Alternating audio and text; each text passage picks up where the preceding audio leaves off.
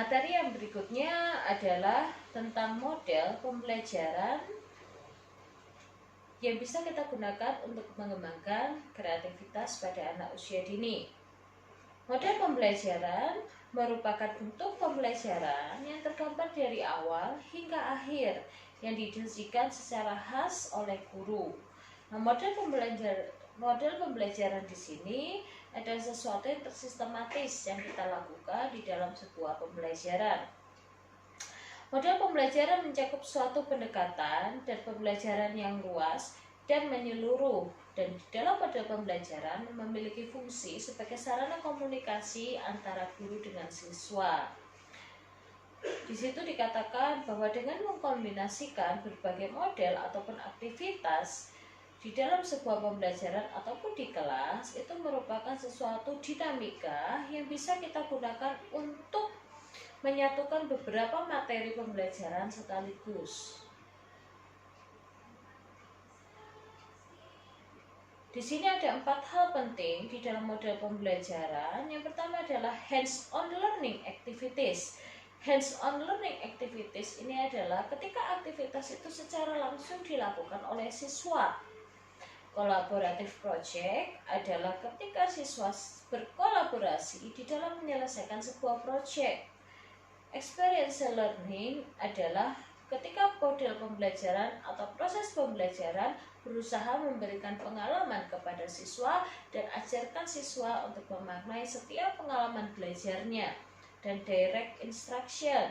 Direct instruction di sini ketika kita memberikan instruksi-instruksi secara langsung di dalam sebuah pembelajaran untuk membantu siswa di dalam mempelajari sebuah konsep.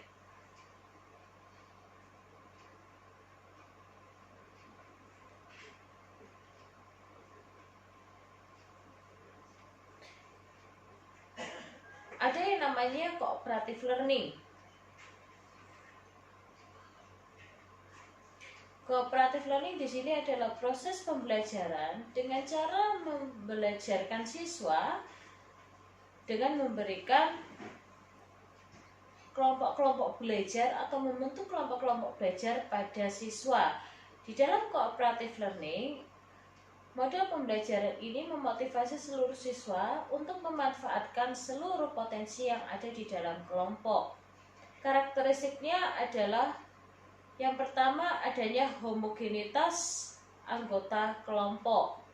Karena di dalam cooperative learning ini kita menyatukan beberapa individu di dalam satu kelompok, maka di situ ada homogenitas anggota kelompok yang tidak bisa kita pungkiri.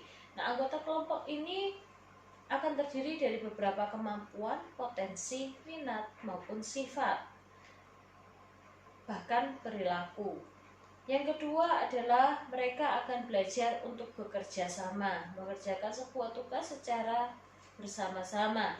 Yang ketiga adalah mengajarkan mereka untuk unity atau kesatuan. Perilaku yang ditonjolkan semua untuk satu, bukan semua untuk diriku sendiri. Ajarkan mereka untuk tetap saling menghargai dan saling membantu di dalam sebuah kerja kelompok. Yang keempat adalah memberikan penilaian yang merata. Nilai kerja kelompok pasti akan sama antara satu dengan yang lainnya.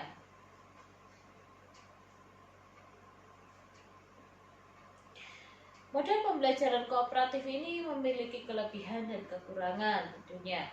Yang pertama adalah kita akan membahas tentang kelebihannya terlebih dahulu.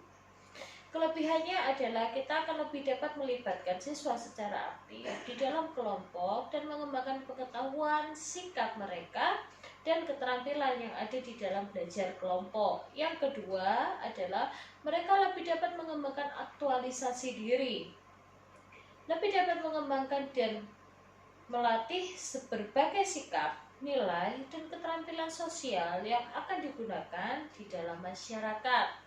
Lebih dapat menumbuhkan sikap berbagi ilmu di antara siswa. Lebih dapat melatih siswa untuk bekerja sama di dalam kelompok dan lebih memberi kesempatan kepada siswa untuk belajar, memperoleh, dan memahami pengetahuan yang dibutuhkan secara langsung yang bermakna bagi dirinya. Nah, poin yang telah saya sebutkan itu adalah kelebihan dari cooperative learning, di mana kelebihannya yang pasti membuat siswa untuk lebih belajar di dalam mengembangkan interaksi sosialnya. Mereka akan lebih belajar untuk menghargai antara satu dengan yang lainnya. Kekurangannya adalah sebagian siswa tidak terlibat. Ketika guru di dalam cooperative learning tidak mampu melibatkan seluruh siswa atau memberikan peran yang merata, maka pasti ada siswa-siswa yang ternyata perannya kurang aktif di dalam sebuah kelompok. Dan di sini kita harus melihat bahwa ada keterbatasan waktu untuk dapat melihat hal-hal yang spesifik di dalam kemampuan mereka. Karena kita akan melihat secara umum, secara general. Menghabiskan waktu dengan debat-debat yang tidak bermakna. Ya, di dalam kelompok namanya anak-anak kadang-kala terjadi perdebatan. Nah, itu kadang-kala juga memakan waktu ketika terjadi perdebatan tentang hal-hal yang sepele atau tidak berarti. Bisa terjadi kesalahan pendapat atau kesalahpahaman di dalam sebuah kelompok.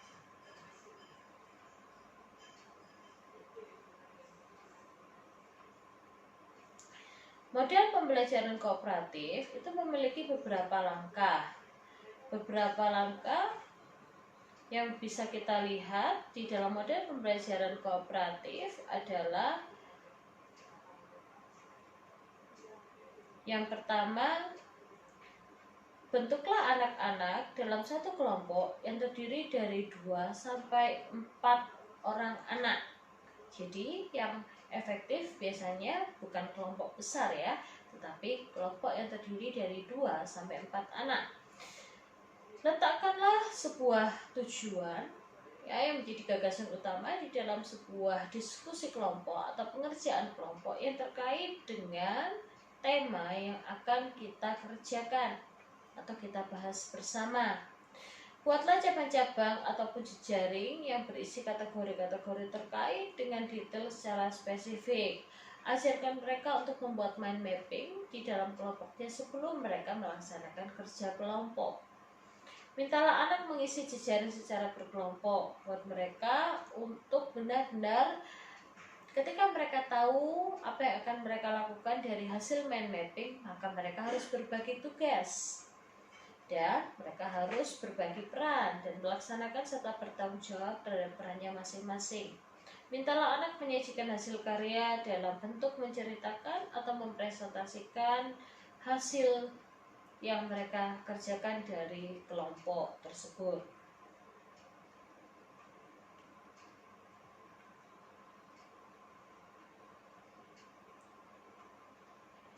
Yang kedua adalah model pembelajaran konstruktivistik. Ya, kalau tadi adalah model pembelajaran cooperative learning, maka yang kedua adalah model pembelajaran konstruktivistik. Di dalam model pembelajaran konstruktivistik ini berkaitan dengan teori kognitif. Nah, di mana seseorang akan menjadi seorang pelajar yang aktif, di mana pembelajaran konstruktivistik ini ketika kita ingin mentransfer sebuah pengetahuan, itu proses transfer itu terjadi di dalam dirinya. Lingkungan boleh memberikan berbagai macam pengetahuan, tetapi anak yang akan memahaminya secara mandiri. Tujuan pada pembelajaran ini adalah memungkinkan anak untuk memperoleh pemahaman yang telah dipahami dari dalam dirinya sendiri. Model pembelajaran konstruktivistik ini memiliki 6 karakteristik. Yang pertama adalah pembelajar aktif.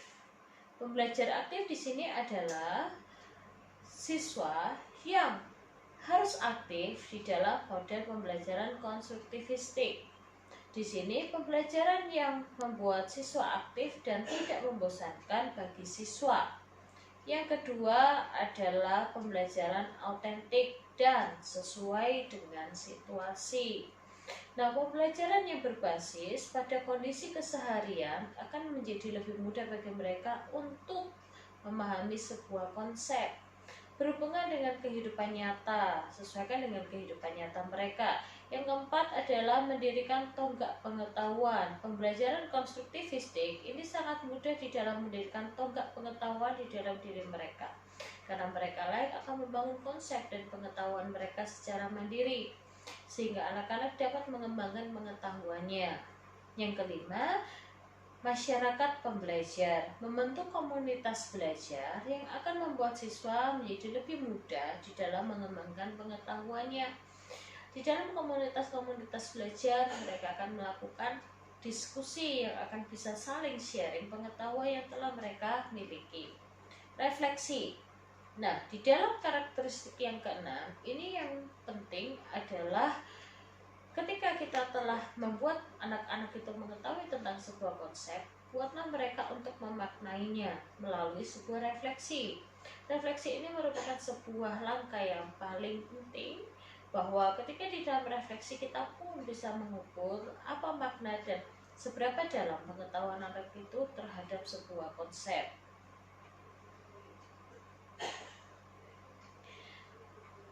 Di dalam model pembelajaran konstruktivistik, kita akan melihat hubungan model konstruktivistik dengan kreativitas.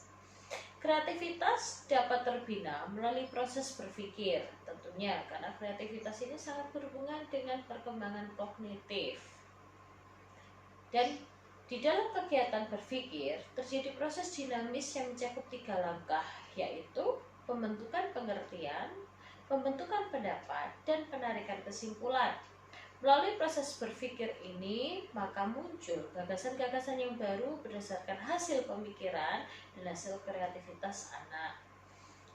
Sehingga dari 3 langkah tadi, yaitu pembentukan pengertian, pembentukan pendapat, dan penarikan kesimpulan, di sini akan mengajarkan anak-anak untuk tidak hanya sekedar tentang mempelajari atau menghafal tentang sebuah konsep ataupun materi, tetapi buatlah mereka untuk mampu menarik kesimpulan dan memaknai. Woolfolk mengatakan bahwa keterampilan berpikir kreatif adalah suatu keterampilan di dalam diri seseorang dalam menggunakan proses berpikirnya untuk menghasilkan sebuah ide baru berdasarkan konsep-konsep dan prinsip-prinsip yang rasional maupun persepsi dan intuisi. Nah, di sini dikatakan bahwa keterampilan berpikir kreatif itu merupakan sesuatu yang bisa membuat orang itu mampu berpikir tentang hal-hal yang baru, konsep-konsep yang baru, ide-ide yang baru dapat mereka temukan. 4 tahap model pembelajaran konstruktivistik. Yang pertama adalah invitation, ya. Invitation ini ketika guru menggali setiap pengetahuan awal yang dimiliki oleh anak tentang sebuah materi, ya. Jadi invitation ini bisa kita lakukan di dalam proses pembelajaran itu dengan mengajak anak untuk melakukan apersepsi. Jadi diskusi di awal sebelum kita masuk ke materi. Contohnya misalnya ketika kita ingin memberikan pembelajaran atau menjelaskan tentang buah kiwi. Nah, anak-anak siapa yang tahu macam-macam buah? Nah, di sini kita melakukan invitation, kita menggali pengetahuan mereka tentang berbagai macam buah yang ada. Nah, kita akan mencoba untuk menggali pengetahuan mereka. Mereka akan menjelaskan berbagai macam buah yang ada yang mereka sudah ketahui. Misalnya mereka sudah menyebutkan berbagai macam buah, kita tambahkan, ada yang pernah tahu buah apa yang berbuah bawah? Tunjukkan terlebih dahulu gambarnya, jangan langsung dijelaskan. Dan di situ kita akan benar-benar mengetahui konsep mereka. Yang kedua, exploration. Nah, ini selain tadi melakukan invitasi, mereka akan kita eksplorasi sejauh apa, sedalam apa pengetahuan mereka tentang buah yang kita tunjukkan gambar yang baru, kita katakan bahwa ini adalah buah kiwi. Lalu kita lakukan dengan tahap yang ketiga, yaitu eksplanasi atau explanation, yaitu kita menjelaskan tentang buah tersebut. Baru setelah itu melakukan refleksi, bahwa kita akan melakukan refleksi anak-anak apa yang telah mereka pelajari tentang buah kiwi. Bagaimana bentuknya, tekstur kulitnya, bagaimana rasanya, warnanya. dan rasa daging buahnya. Model pembelajaran portofolio. Model pembelajaran portofolio ini seringkali kita lakukan di dalam proses pembelajaran sehari-hari. Pandangan teoretik bahwa model pembelajaran portofolio adalah model pembelajaran di mana kita memberikan penugasan terhadap anak-anak. Proses pembelajaran yang bertujuan untuk membangun dan mengembangkan pengetahuan berdasarkan penugasan-penugasan yang ataupun instruksi di dalam penugasan yang kita berikan. Nah, portofolio dapat memberikan gambaran atau menggambarkan kesungguhan atau kemantapan dan kerja keras yang cerdas dari seorang anak. Kita akan melihat bagaimana mereka mampu mengerjakan setiap tugas yang kita berikan sesuai dengan instruksi yang kita berikan. Model pembelajaran portofolio memiliki beberapa tahapan. Yang pertama adalah kita pilih materi yang akan kita kaji dalam pembelajaran. Yang kedua, bagaimana kita mengumpulkan informasi tentang permasalahan ataupun materi yang akan kita kaji ataupun yang akan dikaji oleh siswa. Yang ketiga, membuat portofolio. Sehingga sebelum melakukan praktek langsung membuat portofolio, kita menentukan terlebih dahulu temanya, tema buah, subtema buah kiwi misalnya. Kita telah siapkan berbagai macam aktivitas, yaitu mewarna ataupun menggunting dan menempel atau kolase. Nah, di situ kita kumpulkan dulu informasi tentang buah kiwi, tentang berbagai macam aktivitas yang bisa kita lakukan terkait dengan buah kiwi. Baru setelah itu kita sediakan portofolionya. Di dalam membuat portofolio, siswa melakukan pembuatan laporan atau sesuai dengan tugas, maka mereka akan mengkaji sesuai dengan yang mereka mampu pelajari. Penerapan hasil pengerjaan portofolio, siswa diminta untuk menunjukkan hasil pengerjaan portofolio yang telah diselesaikan.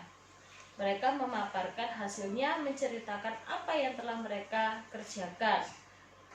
Setelah itu mereka melakukan refleksi, melakukan penilaian terhadap pemahaman siswa mengenai materi yang telah dikaji yang nampak dari hasil portofolio. Setelah mereka melakukan portofolio, mereka memaparkan hasilnya, maka mereka melakukan refleksi dari apa yang mereka telah lakukan. Model pembelajaran kontekstual. Model pembelajaran kontekstual ini kita akan melihat bahwa ada beberapa pandangan teoretik tentang model pembelajaran kontekstual. Di situ bahwa model pembelajaran kontekstual ini seringkali dikatakan sebagai ketika kita memberikan anak atau membawa anak kepada dunia nyata. Model pembelajaran menggunakan konteks atau peristiwa-peristiwa nyata yang kita berikan atau kita bawa di dalam kelas. 7 strategi di dalam model pembelajaran kontekstual yaitu pengajaran berbasis problem. Kita berikan masalah-masalah yang akan mereka hadapi dan masalah itu kita bawa di dalam kelas. Misalnya, kita ingin mengajak anak untuk membuat sebuah kandang hewan. Nah, kita berikan kepada mereka permasalahan bagaimana caranya membuat kandang hewan. Ajarkan mereka untuk berpikir bagaimana caranya menciptakan sebuah kandang. Kita tunjukkan bahan-bahan dan alat-alat yang telah kita siapkan. Ada stik es krim, ada gambar-gambar hewan, ada spons ataupun gabus yang bisa kita gunakan. Menggunakan konteks yang beragam. Gunakanlah konteks-konteks yang memang beragam, yang terinovatif gitu ya, yang berbeda, sehingga mereka pun bisa memilih konteks apa yang akan mereka gunakan di dalam membuat kandang hewan. Mempertimbangkan kebinekaan siswa. Nah, ini ketika kita menggunakan CTL, kita harus tahu bahwa setiap siswa kita itu tidak semuanya tahu tentang kandang hewan. Maka di awal kita harus lakukan eksplorasi terlebih dahulu tentang kandang hewan. Memberdayakan siswa untuk belajar secara mandiri. Biarkan mereka untuk mencari pengetahuan tentang kandang hewan. Misalnya mereka lakukan diskusi, atau mungkin kalau di sekolah itu berbasis IT, Mereka akan melakukan googling terlebih dahulu. Belajar melalui kolaborasi, bila mereka berkolaborasi dengan timnya atau kelompoknya. Menggunakan penilaian autentik. Lakukanlah penilaian secara langsung ketika mereka melakukan kerja kelompok di dalam proses pembelajaran CTL. Untuk mengetahui setiap aspek perkembangan mereka sudah berkembang atau belum, maka kita akan langsung melakukan observasi, mengerjakan mengejar standar yang tinggi. Ketika kita ingin mengejar standar yang tinggi, maka kita harus memberikan sarana dan prasarana yang memadai, memberikan pengetahuan yang memadai sehingga mereka bisa mencapai standar yang tinggi. Dari materi ini dapat saya simpulkan bahwa setiap model pembelajaran itu dapat kita gunakan untuk mengembangkan kreativitas di dalam diri anak, tergantung bagaimana cara kita untuk mengemasnya di dalam proses pembelajaran. Nah, guru harus peka di dalam menggunakan model-model ataupun strategi pembelajaran yang akan kita gunakan. Maka kita harus memahami terlebih dahulu, barulah kita terapkan. Dan guru harus benar-benar menyeleksi setiap bahan ataupun tema-tema yang mampu kita gunakan terkait dengan model dan strategi yang akan kita gunakan. Tidak semua tema cocok untuk semua model dan strategi, sehingga kita harus mengklasifikasikan model dan strategi sesuai dengan tema yang bisa kita terapkan. Oke, sekian tentang materi strategi dan model pembelajaran. Kita akan bertemu di dalam materi yang berikutnya. Saya harapkan kita bisa belajar bersama untuk mata kuliah kreativitas dan keberpakatan dengan lebih komprehensif.